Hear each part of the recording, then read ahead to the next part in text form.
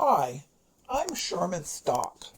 My dad teaches computer drafting at the RMCTC, and I'm the class mascot. I've been in his classroom a few times where I've heard him say that before anything is manufactured or built, there must first be a drawing of the object.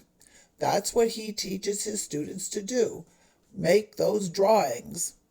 His students seem very nice. They work with this machine. I think they're called computers. I see them creating items that look very real.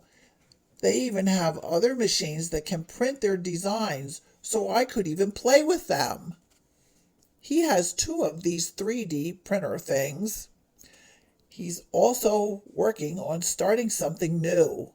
He has this machine that can fly like a bird. I think it's called a drone.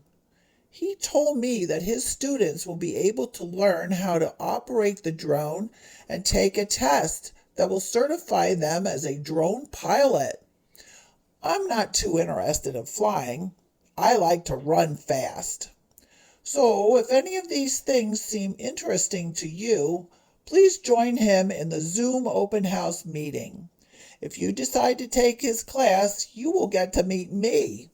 I know that you will learn a lot in his class. He's a really good teacher.